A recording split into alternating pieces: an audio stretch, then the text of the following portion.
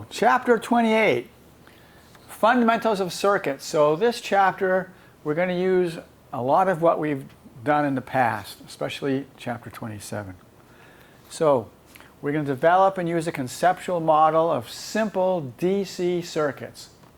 DC meaning battery or direct current power supply. Understand series and parallel resistances. Now remember, we already did parallel and series capacitors. So this is going to be similar but different. We'll apply Kirchhoff's laws to circuit analysis, discuss energy transfer, power dissipation in circuits, talk about why we ground circuits, and then we'll finally get to RC circuits, which we already did in lab. So let's just review. So this is Ohm's law. It only holds for resistors and wires.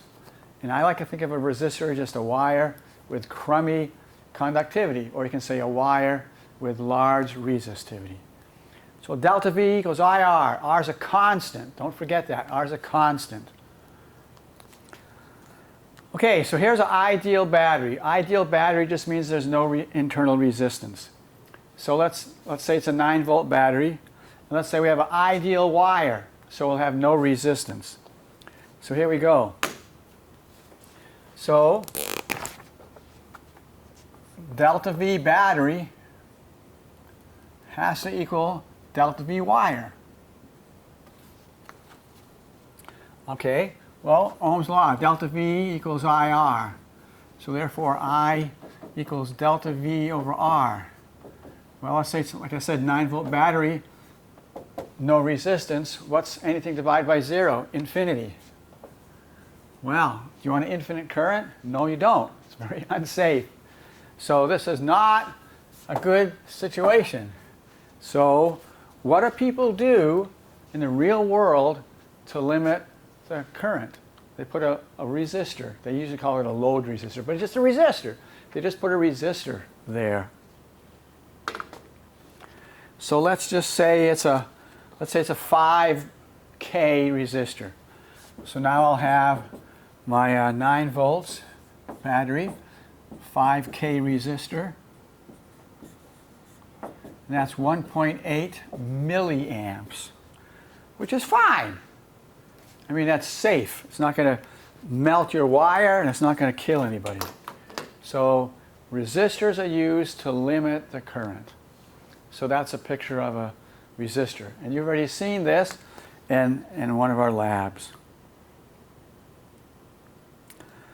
Okay, let's talk. Okay, so that was an ideal battery, right? You know, ideal battery, the EMF is equal to the potential difference. Well, a real battery has a little bit of internal resistance, maybe an ohm or so. So now you can see that the potential difference between the plus and the minus terminals is the EMF minus the voltage dissipated in the resistor. So delta V battery equals EMF minus IR. So if this is a 9-volt battery, this EMF has to be larger than 9 volts.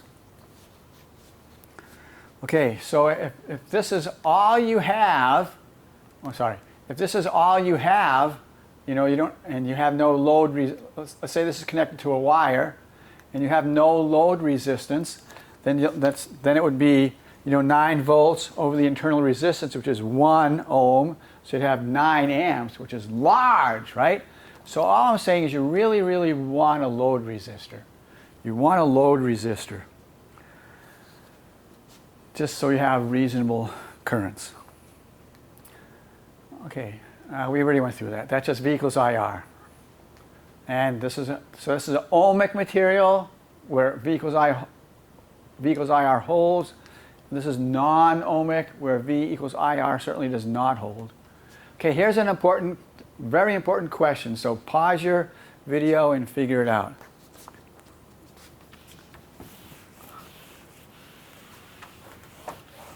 All right, let's talk about it. So again, look, it says assume an ideal wire. So there's no resistance in the wire. But the light bulb has resistance. So where are you going to go? the path of least resistance. So the answer is 3. So all of the charge, all the current, is not going to go there where there's resistance. It's going to go here where there's no resistance. So we'll use that concept later on. Okay. Kirchhoff laws or rules we already discussed. But just refresh. Let's say we have a circuit like this, where I'm not drawing any battery or a resistor or anything like that. So if we have a current coming in here, some goes out there, some goes out there. This is the junction. So I incoming equals the outgoing. And the loop rule just means you start somewhere, you go around the loop, and the sum of the voltages, or the change in voltage, is 0. We'll use that. Okay, let's talk about this loop rule in gory detail. Oh my gosh. So basically we're getting ready to analyze a circuit, a DC circuit. And this is how we're going to do it.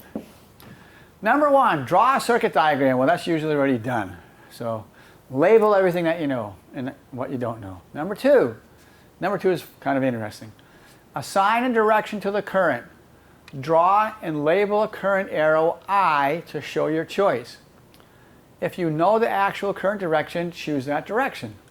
If you don't know the actual current direction, make an arbitrary choice. All that will happen if you choose wrong is that your value of I will end up negative. Well, who cares? I mean, when you analyze a circuit, you don't really care about the direction of the current. You care about the magnitude of the current.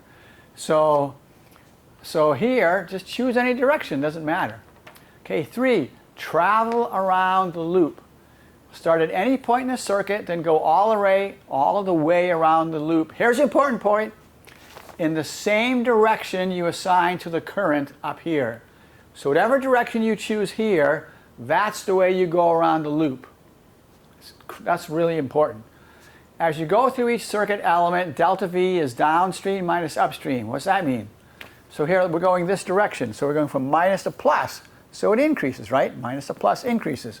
If we were going this way, so the current's going this way again, plus to minus, it decreases. Now a resistor always dissipates energy, or we can say voltage. So I don't care how, all right? So here it is. Delta V is minus IR, right? Minus IR. So after you do all that, you just apply the loop rule, and that's all there is to it.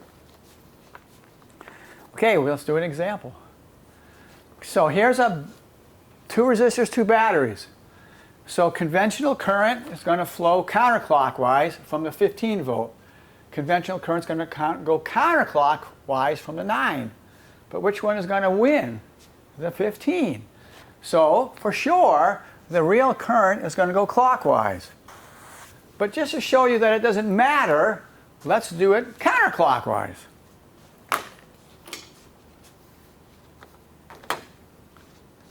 Oops, no, we're supposed to see that. All right, so let me just draw it.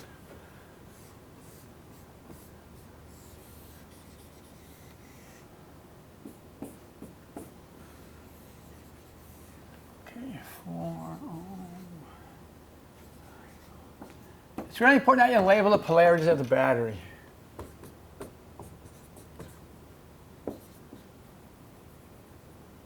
Okay, so like I said, we know the current's going to go clockwise, but just for fun, we're going to say it goes counterclockwise. We're going to call it I. And don't forget, delta V equals IR. All right, here we go. So where's the starting point? It doesn't really matter. You can start wherever you feel like it. Let's start right here.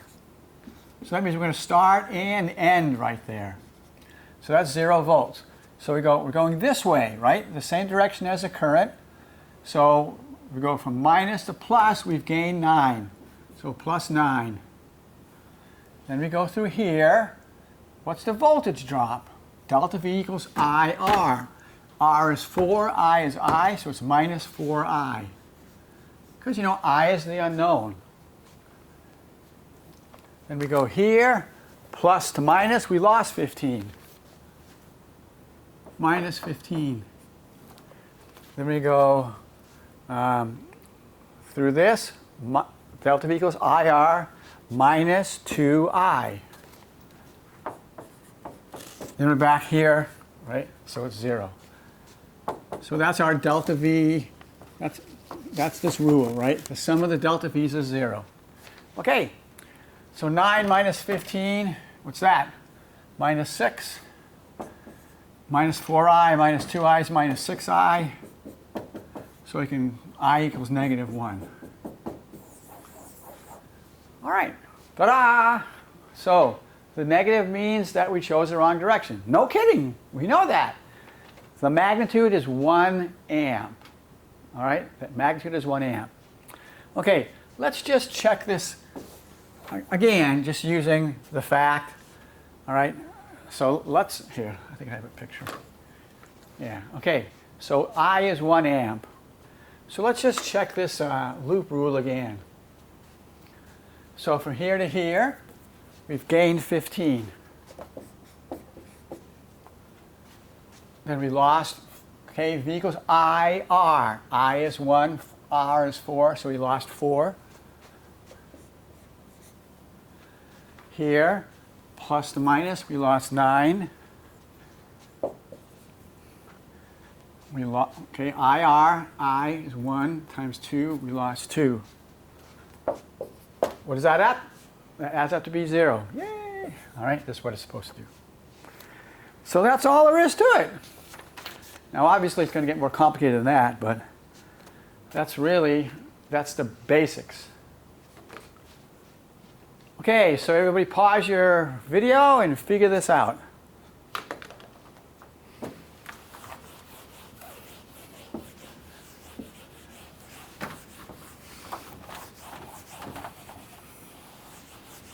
Alrighty, the answer is 2. And again, you just go around, right? Here's from plus to minus, that's minus 6. Well, hey, let's start here. So yeah, plus to minus is minus 8. Then we have minus 6. Then we have plus 12. And then we have the mystery. Well, this is 8 and 6 is 14. Minus 14 plus 12, that's negative 2. I mean, yeah, so what does this have to be? For this to be 0, right? This one, we're supposed to have the sum of the voltages 0. This has to be positive 2. Okay? All right. Oops, sorry. So it has to be a positive 2 increase. Positive 2 increase. So the sum is 0. Okay. All right. Let's talk about how quickly a battery supplies energy. So whenever you talk about how quickly something supplies or dissipates energy, that's power. Because power is, dE dt, right? Or if you want to say, you can say delta E over delta T, right? It's how much energy, how quickly energy is being used up or supplied. Okay, let's talk about an ideal battery. So we have delta U electric equals Q delta V.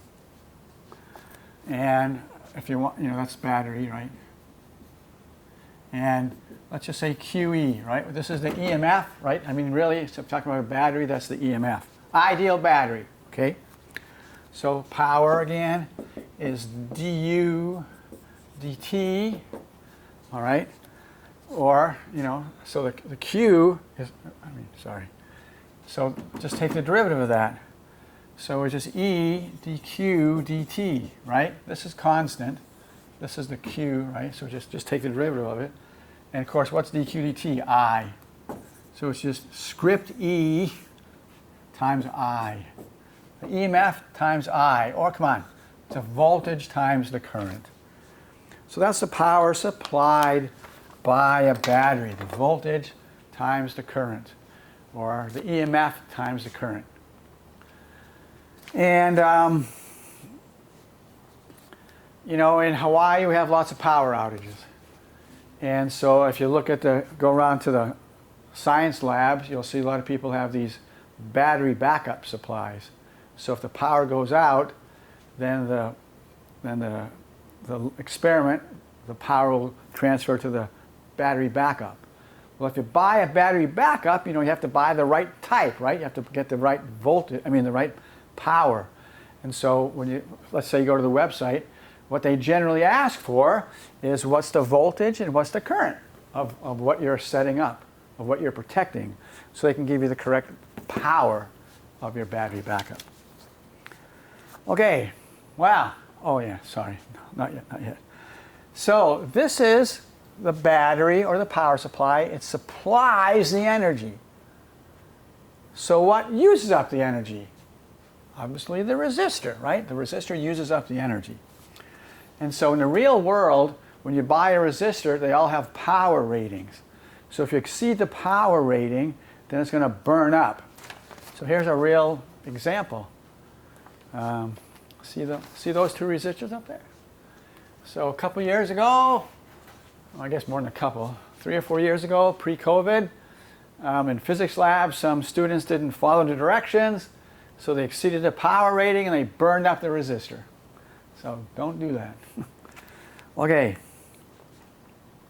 Now, it's kind of hard to see, huh? Anyway, burned up resistor. Okay.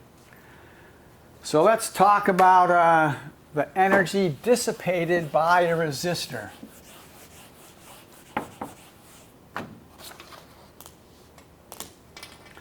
Okay, again, delta V battery equals IR, right? Ohm's law. And if we want to, we can call it EMF. That's what Randy Knight does a lot, which is fine. So therefore, the power supplied by the battery, I just said it was IE, correct? Well, therefore, I can just substitute for E, right? This is just IR. So then I'll get I squared R. And if I want to, I can, do another substitution. I can substitute for for I, I is delta V over R. Put that in there, and I'll get delta V battery squared over R. So, there's more than one equation. There's 3, right? This one or this one or this one. So why are there 3? Well, you just use the one that's easiest. In other words, if you know the voltage in the resistor, use that. If you know the current in the resistor, use that. Just use whatever makes sense. Okay. Let's talk about adding resistors. So this is going to be similar, like I said, similar but different to adding capacitors. And again, the motivation, companies only make resistors in certain values. If you need a resistor and they don't make that value, you have to add resistors until you get the right value. So this is really practical. Okay, so here we go. So this internal resistor, this is the battery, right? Real battery, internal resistance. So as you can see, this is the same wire, right? Same current. So series, right? This is the same as this. They're both resistors are in series. Same current, same wire. So let's say, okay, so here's, resistor 1, there's a voltage, so there's a current, right? I, just pretend there's an I there. So delta V1, delta V2, right? V equals IR, So let's calculate the total voltage drop from here to here. Okay, so I'm going to use EMF. No, I'm not. I'm going to forget it. I'm going to use V. So delta V total is delta V1 plus delta V2. Well, that's IR1 plus IR2. Now, how come I didn't use subscripts on the I's? Because they're the same, right? They're the same. So I can say I R1 plus R2. Now look, delta V equals IR, is Ohm's law, correct? So here I have delta V equals I times this thing. But I know that delta V equals I times R. So you have to admit, the R has to be this, R1 plus R2. So for resistors in series, R total, you just add them. Now remember capacitors, it was completely the opposite. For series, it was the 1 over rule. All right, let's do parallel.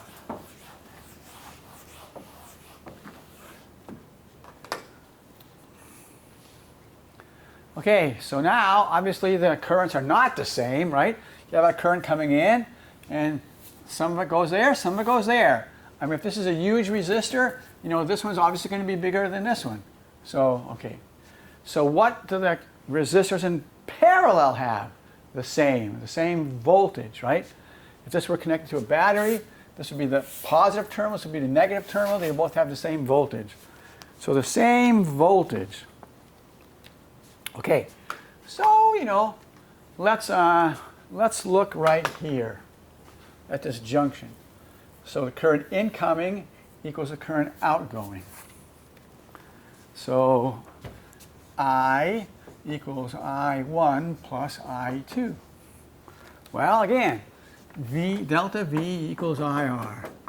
All right, so I1 is delta V1 over R1, and I2 is delta V2 over R2. But, come on, the voltages are the same. Okay, so then I can just pull out the delta V, 1 over R1 plus 1 over R2. All right, now look, this is I, right? I know from this that I equals delta V times 1 over R. Okay, so I equals delta V times this. I equals delta V times this. So what does that say? It says that 1 over R equals 1 over R1 plus 1 over R2. So there's that crazy 1 over rule again. So there we go. All right? So which is exactly the opposite of what we found in the capacitors.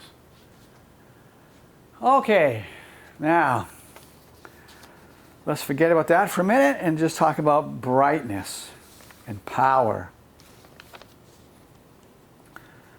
By the way, let me hold off for just a minute. If we add resistors in series, the total resistance increases. That means that the current will decrease. On the other hand, if we add resistors in parallel, the total resistance decreases. So that means that the current increases. All right. Okay, so here's some questions for you.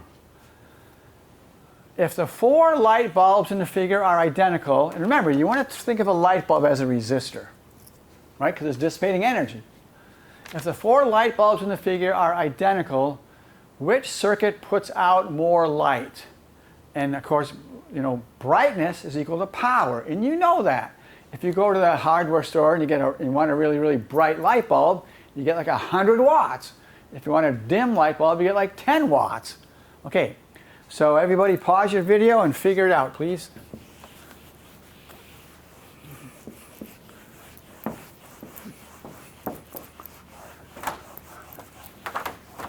Okay, let's do it. So, what's the resistance in this? How are they wired up? Series or parallel? That's parallel. So the total resistance is just 1 over the first one plus 1 over the second one, and they're equal, right? So that's 2 over R. So that means that R total, or equivalent, is just R over 2. So that's the first one. Now the second one, how are they connected? Well, series. So the total there, So the total there, you just add them. So you just get R plus R, which is 2R. Okay, so which one of these formulas do you want to work? I mean, that's kind of up to you, you know. Let's look at this one. So delta V is the same, right? This one has R, this one has R over 2, this one has R, this one has 2R. So which one's going to be the greater one? Well, number 1, right? Number 1. Okay? Again, this has the R here is R divided by 2, whereas the R here is 2R. So it's going to be bigger. Now, you didn't have to use this equation, you know. You could have used the other one. You just could, I mean, either one. Okay, another one. The circuit below consists of 2 identical light bulbs burning with equal brightness. Okay. A single 12-volt battery. Right there, that's a battery. When the switch is closed, all right, so right now the switch is open. So, you know, so the current has to go like here, right? When the switch is closed, what's going to happen to the brightness of bulb A? So turn off your video and figure it out. Or pause your video. Okay? So let's talk about it. When the switch is closed, this is like that question I asked you some time ago. When the switch is closed, you know, here's the current, right? Well, I mean, let's say the current's right here. Well, if the switch is closed, is it going to go here where there's resistance or here where there's no resistance? Obviously, it's going to go here, right? Okay, so when the switch is closed, the resistance gets smaller, right? The resistance gets smaller, and therefore, what's going to happen? The resistance gets smaller, so it's going to get brighter, right? This gets smaller. This stays the same, that's getting smaller, so the brightness increases. Again, if you want to, you could have used that one. Okay. A battery is a source of what? So pause your video and figure it out. Now this is not, okay, so this means, you know, for a short amount of time, right? It doesn't mean like for a month or something like that. So is a battery a source of? Constant potential difference, 9-volt battery. So this is completely true. But again, the way I like to think of it, I know that voltage is related to energy, so I just think of a battery as being an energy source, but technically it's a voltage source. And it's constant, again, over a short amount of time, because, you know, batteries eventually die, right?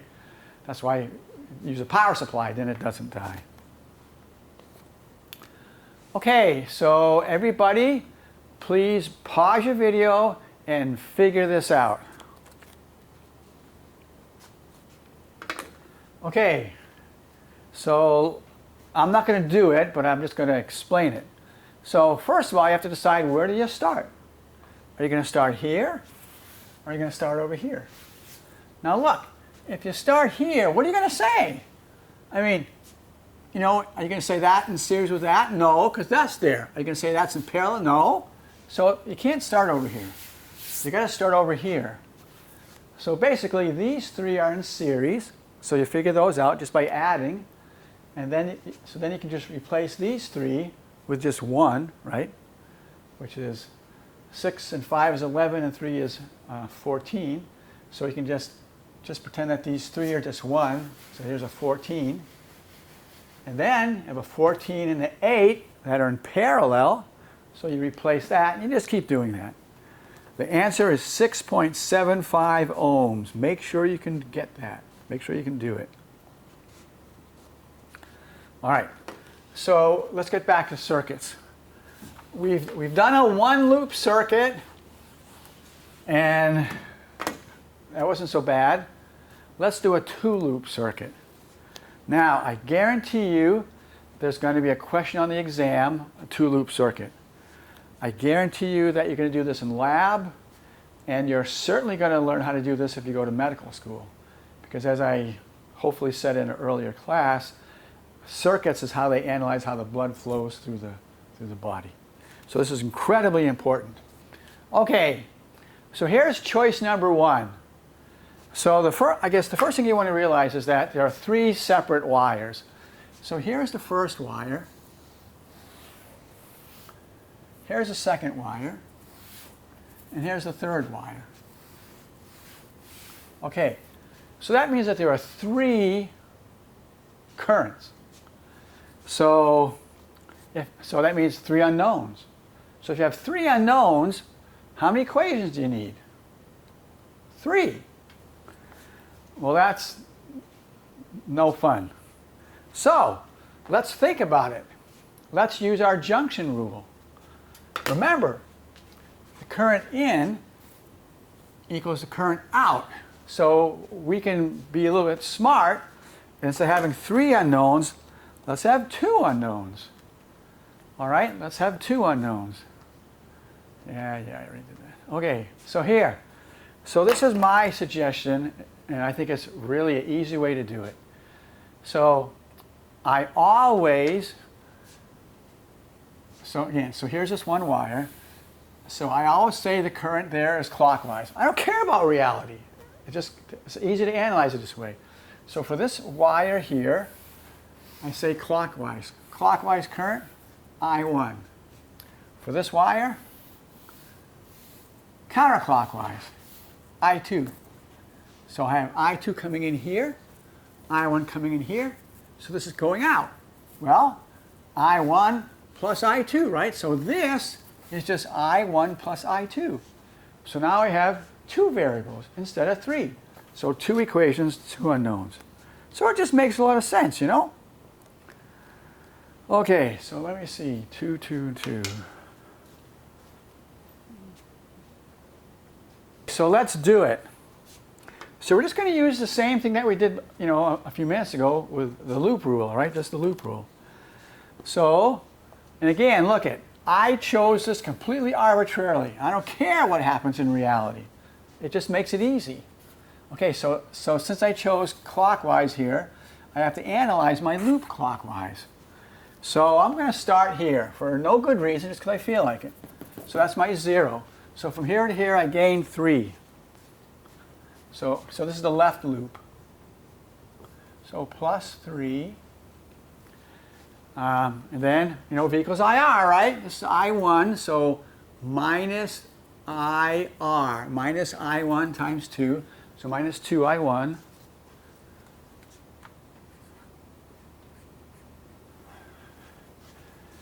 And we come down here. Here's the current. Here's the resistance, so it's minus 4, parentheses, I1 plus I2.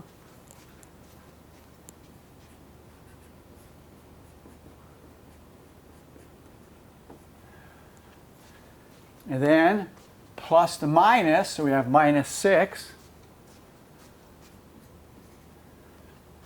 And then we have, okay, remember this here, this wire is the I1 wire. So we have minus 2 I1.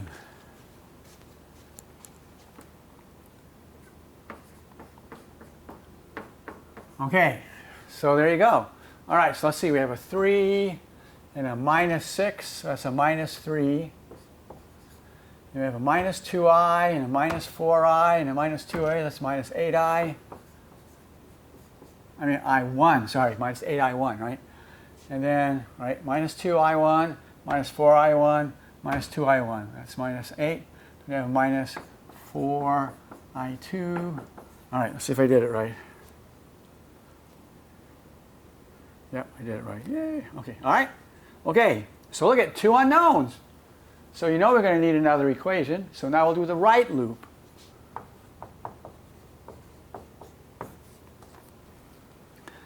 Okay, so where do you want to start? I don't care. Let's start here. Again, now we're going clockwise. I mean counterclockwise. So minus the plus, we get plus 6.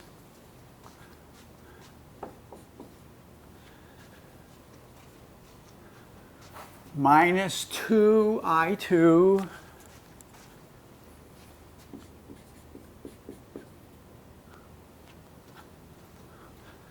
Minus 4 times this current.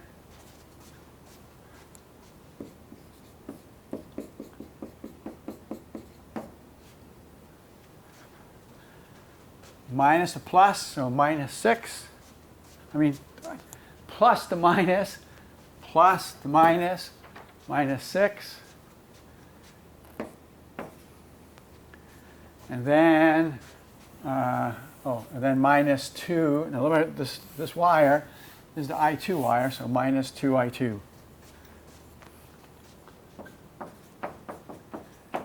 And then we're back to where we started. So sum of the voltages is 0. Okay, so 6 minus 6 is 0. Okay, let's do the I2s, I1s. Minus 4I1. Okay, so we have minus 4I1. Now the I2s, minus 2, minus 4, minus 2 is minus 8. Okay, so divide by 4. And put that on the other side, or put that on the other side. So minus 2 I2 equals I1. And then, okay, so we have this. Now let's just go up here, plug it in here. So we have minus 3, minus 8 I1, but I1 is minus 2 I2. Minus 4 I2 equals 0. So minus 3, that's 16 I2 minus 4 I2 equals 0. Minus 3, so that's 12 plus 12 I2 equals 0. So I2 equals minus 3/12, which is minus 1/4. All right, so I2 is minus 1/4.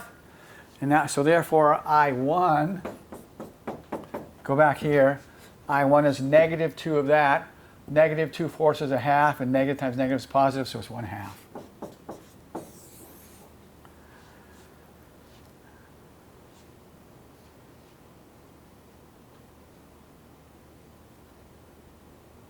Uh-oh. Oh, no, I messed up. Yeah, that's right, because that goes, sorry. Yeah, that's better. Whew. Okay, that's better, right? That goes over there. Yeah. Okay, so okay, all right. So, and what's this then? So then I1 plus I2. So I1 plus I2 is minus a half plus a fourth, which is minus a fourth. Okay. All right. So what's really going on? So here, I1 is minus a half. So what does that mean? It means we chose the direction wrong. Whoopee! You know? So the current in this wire is I1 is a half a ohm. It's actually going this way, counterclockwise. Okay. I2 is a fourth. We guessed correctly. So this is a fourth going this way. Okay, the current here is I1 plus I2, which is minus a fourth, so it's really going this way. Okay? But the magnitude, all right, magnitude is what's important. So that's how you do it. All right? I mean, honestly, I don't care how the problem is set up. I always make this current go to the right, this current go to the left, and therefore this current goes down. If the problem had something differently, you know, then I'll figure that out at the end. I mean, who cares, right? But, so I always go this clockwise, always do this counterclockwise. And it's just 2 equations, 2 unknowns, which is not so bad. Okay. All right, so you'll have some practice with those for sure. Okay, let's talk about measuring. Measuring.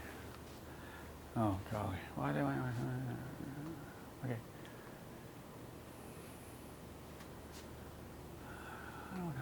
Okay, here. So this is what you're going to be doing in lab, so pay attention. Now, so here's a circuit. You know, here's a battery with a little bit of internal resistance. Here's 2 load resistors. And so let's say that you want to measure the current and the voltage.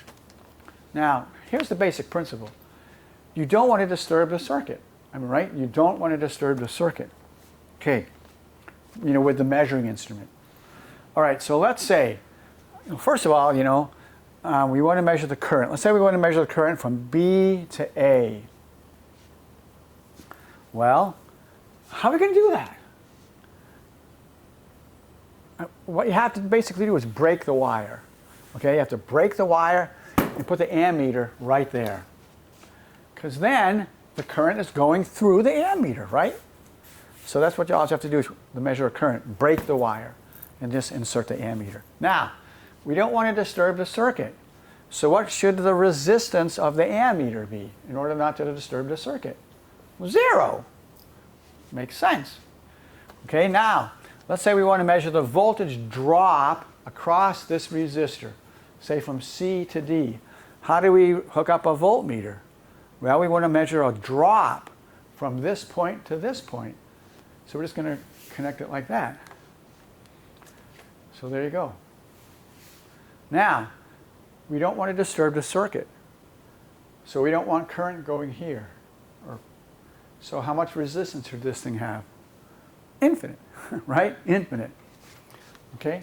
So measure current, break the wire, no resistance in the ammeter, resistor, point, you just put it across or around or whatever, resistor, infinite resistance. Okay. All right. So now we're going to just discuss a real useful equation that you may use in your homework problems. Okay, so here there's 12 amps coming in. Here's a 9 ohm resistor, here's a 3 ohm resistor. What's the current through each resistor? And I don't want you to do any thinking at all. I just want you to just guess. So pause your video and just figure it out.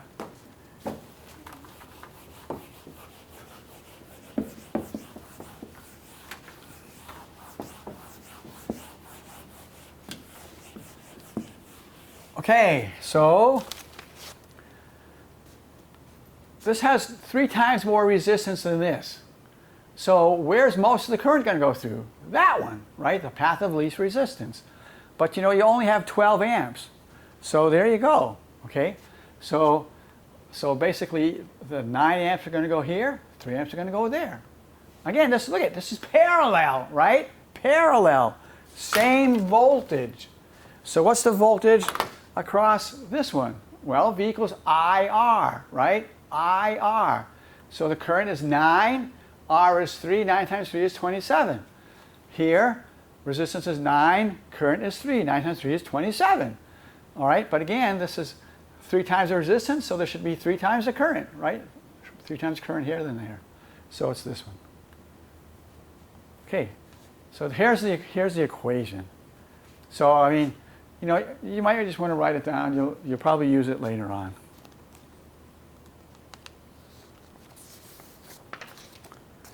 All right. Yeah. Okay, let's talk about a short circuit. So here's a normal circuit. Again, here's your real battery with your tiny internal resistance. Here's your load resistor. With a nice big load resistor, the current's going to be small and everything's going to be safe and wonderful. Now let's just say for some weird reason, somehow this wire connects to this wire. So somehow this resistor is gone. Wow, that's not a good thing, right? Because now you're going to have 9 volts divided by 1 ohm, which is like 9 amps. If your equipment is expecting milliamps, now you have amps, not a good thing, right? So that's called a short circuit. So the short circuit is when somehow this load resistor is bypassed. So here, it's bypass. Not a good situation. Okay, so let's talk about car batteries. This is long, but it's really illuminating. So car battery is only 12 volts. What's the big deal, right? How can that possibly hurt us? Well, let's read it. A short-circuited car battery. What is the short circuit current of a 12-volt car battery with an internal resistance of 0.02 amps? Ohms. What happens to the power supplied by the battery? Well, V equals IR. So the short circuit current, 12 ohms divided by 0.02, gosh, I can't talk. 12 volts divided by 0.02 ohms, 600 amps. Power is generated by chemical reactions in the battery and dissipated by the load resistance. We've seen that. But with a short-circuited battery, the load resistance is inside the battery. The shorted battery has to dissipate power, I squared R, 7,200 watts internally. This value is realistic.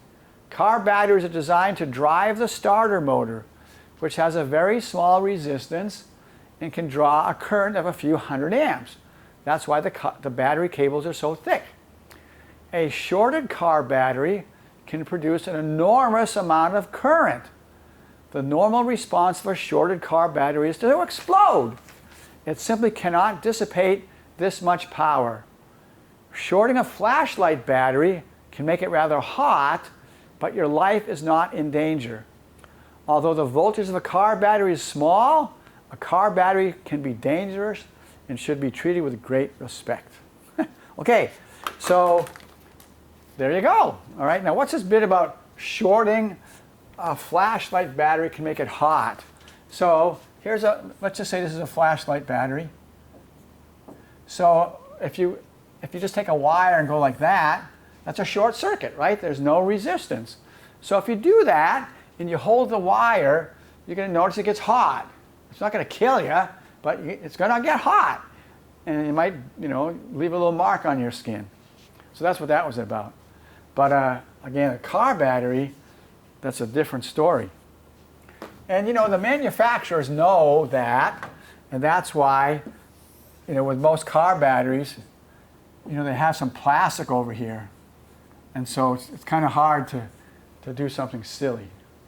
I mean, just imagine if they didn't have plastic covers and you had a big wrench and you put your wrench, like something like that. That'd be a short circuit, right? And so the battery would explode. So not a good situation. Let's talk about grounding. Grounding. So every house should be grounded. What does that mean? So this wire here goes to the main electrical panel. So the electricity comes in from the wire, right? From the transmission wire along the street, and then you have an electrical box on the side of your house, and then you have your circuit breakers, and all the wires go every which way throughout your house. So this wire from the electrical panel goes to this grounding rod, which is actually just smashed into the ground. All right, this goes into the ground. Okay. Here's another picture. So this is the grounding rod. It's a conducting rod, goes into the ground, and this wire goes to the main electrical panel. So years ago, this is the McKay building. So years ago, some contractors were doing some work with the power in the McKay building, but yet, professors had experiments going on and they needed a steady supply of power. So rather than being connected to the main power, which was fluctuating like crazy because they were working on it, they brought in this generator. And they just connected to the experiments to the generator.